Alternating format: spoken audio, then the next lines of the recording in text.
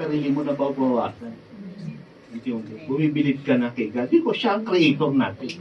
Tama ba? Siya ang creator natin. We have learned last week is the grace of forgiveness. Pinatawad tayo. Kung tayo pinatawad ni God, magpatawad ka na rin. Nagdinadala mo pa yan, 2026 na, magpatawad ka na. Okay?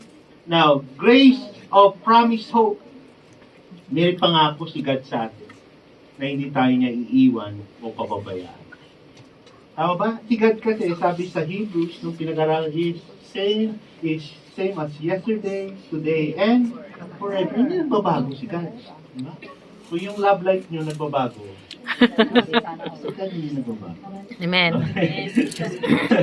And today, napakabuti ng Panginoon, we will study again another part of the encouragement series of sustained by the faithfulness of God.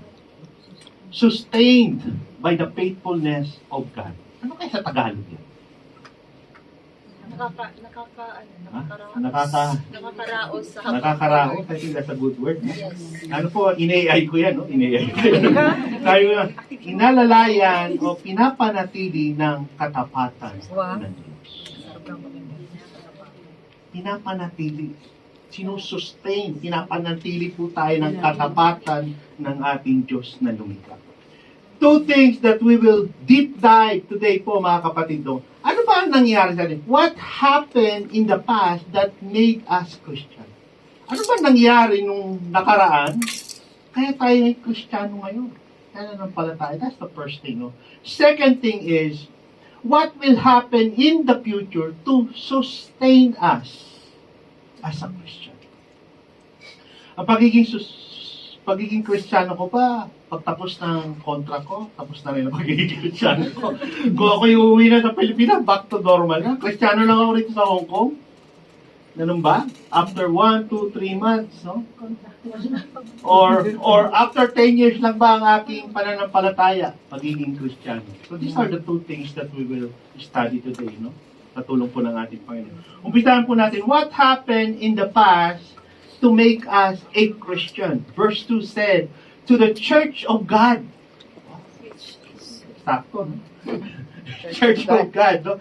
Church of God is at Corinth to those who sanctified in Christ Jesus, called to be saints, together with all those who in every place call on the name of our Lord Jesus Christ, both their Lord and ours. Three things happen in the past.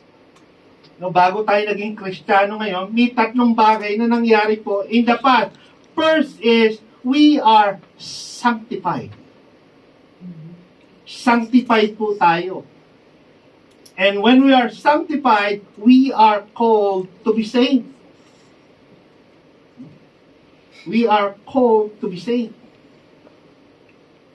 And thirdly, because we are sanctified, at tinawag po tayong mga saint, our response is, we are or they are called on the name of our Lord Jesus Christ.